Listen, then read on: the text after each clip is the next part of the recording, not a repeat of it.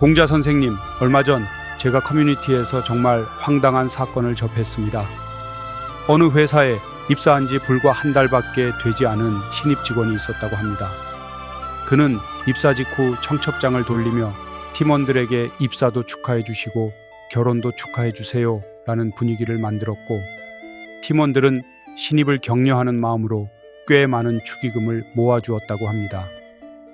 그런데 신혼여행을 다녀온 바로 다음 날 그 직원은 아무런 예고도 없이 사직서를 제출했다는 겁니다. 더 충격적인 것은 알고 보니 그는 입사 전부터 퇴사를 계획하고 있었으며 회사 동료들의 축의금을 사실상 퇴직금처럼 챙겨나간 것이었습니다. 이 사건으로 인해 회사 안팎에서 큰 공분을 샀다고 합니다.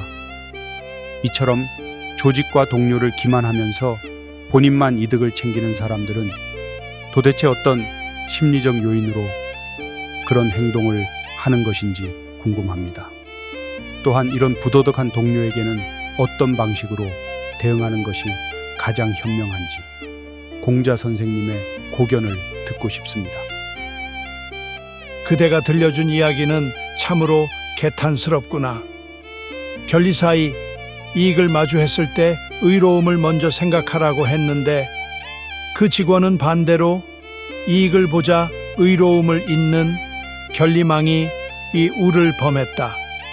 그가 동료들을 기만한 심리적 요인은 마음의 중심에 나라는 욕심만 가득 차 있어서 사물의 본질, 진리 또는 세상을 바르게 살아가는 길을 보지 못한 것이라 하겠다.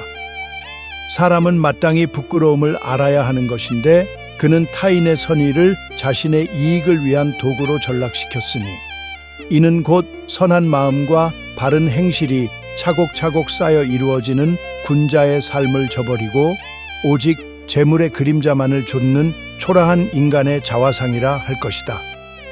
타인의 축복을 기만하여 얻은 이득은 결코 그 사람의 삶을 풍요롭게 할 수 없고 오히려 자신의 미래를 갉아먹는 독이 될 뿐임을 그는 아직 깨닫지 못하고 있는 것이다. 사람이 세상에 나아가 살아가기 위해 가장 중요한 것은 신뢰라 하겠다. 이니무신 부직이 가야 사람에게 믿음이 없으면 그가 어디에 쓰일지 모르겠다고 했으니 수레의 소나 말이 수레를 끌기 위해 목에 매는 나무 막대인 멍에가 없는 것과 같으니 어찌 한 걸음이라도 나아가겠는가. 그 직원은 입사라는 신성한 약속과 결혼이라는 경사를 방패 삼아 동료들이 지켜온 배려와 나눔의 마음을 무참히 짓밟았다. 이는 단순히 돈을 챙긴 것이 아니라 자신의 인간으로서의 존엄과 신용을 판 것이라.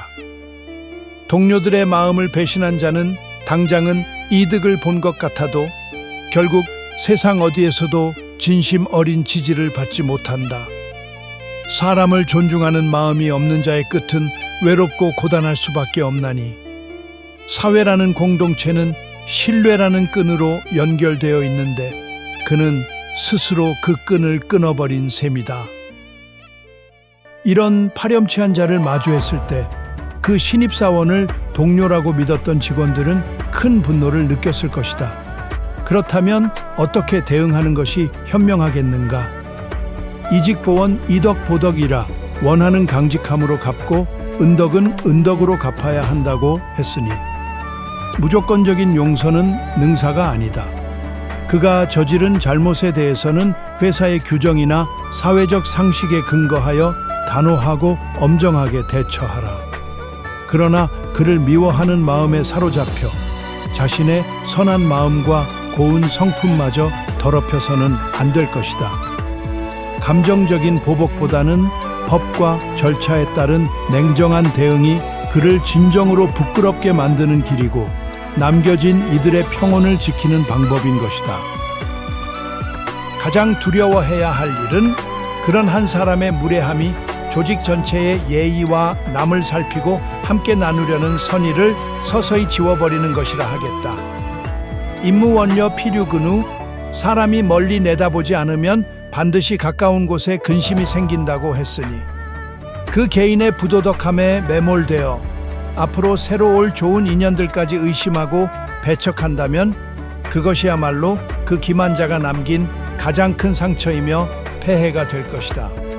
비록 이번에는 탐욕에 눈이 멀어 치졸하게 굴던 자에게 상처를 입었을지라도 우리는 여전히 서로를 아끼고 존중하며 따뜻한 공동체의 문화를 굳건히 이어가야 한다. 소금기가 있는 땅에서도 꽃은 피어나듯 이런 시련 속에서도 서로를 위로하며 더욱 단단한 유대감을 쌓아라. 그것이 바로 품격을 가진 이들의 진정한 저력인 것이다. 세상이 아무리 혼탁하고 신의를 저버리는 사람이 나타나더라도 우리는 스스로 세운 내면의 기준을 결코 잃지 말아야 할 것이다. 새한 연후 지송백지 후조야라. 날씨가 추워진 뒤에야 소나무와 잣나무가 다른 나무보다 늦게 시들음을 안다고 했으니 어려운 상황이나 부도덕한 자를 마주했을 때 비로소 그 사람의 진정한 가치가 드러나는 법이다. 우리가 이번 사건을 통해 느낀 의로운 분노는 그만큼 그대의 내면이 건강하다는 증거인 것이라. 타인의 잘못을 보고 자신을 돌아보는 거울로 삼아라. 그대가 어떠한 풍파 속에서도 고든 심지를 가슴에 품고 꿋꿋이 살아간다면 그 삶은 언제나 품격을 잃지 않을 것이니 외부의 자극에 흔들리지 않고 스스로의 중심을 지켜내는 평온한 마음, 바로 그것이 진정으로 강인하고 단단한 사람의 모습임을 잊지 말아야 할 것이다. 사람은 홀로 살아갈 수 없고 우리는 끊임없이 타인과 관계를 맺으며 살아간다. 이때 가장 필요한 것이 바로 사람을 존중하는 마음과 상대에 대한 진심 어린 예의다. 사람이 조화롭게 지내되 맹목적으로 따르지는 않는다는 화이부동이라는 말처럼 서로 다른 생각을 가졌더라도 기본을 갖추어 대하면 세상의 갈등은 크게 줄어들 것이니 이러한 일을 계기로 서로의 신뢰를 다시 살피고 더욱 굳건히 타인을 헤아리며 마음을 나누는 가치를 함께 지켜내야 할 것이라. 한 사람의 어리석은 행동이 공동체 전체의 선한 빛을 가릴 수는 없다.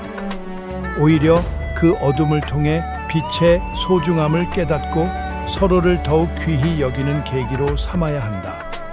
이것이야말로 지혜로운 이들이 위기를 넘어 함께 살아가는 길인 것이다. 세상을 살아가며 우리는 수많은 부류의 사람을 만난다. 사민행 필요와 사언이라. 세 사람이 길을 가면 그 중에는 반드시 나의 스승이 있다는 말이 있나니 착한 사람에게서는 그 선함을 배우고 악한 사람을 통해서는 저렇게 살지 말아야겠다는 깨달음을 얻으면 되는 것이다. 그 부도덕한 직원은 자신의 부정적인 모습을 통해 우리들에게 반면교사의 스승이 되어준 셈이다.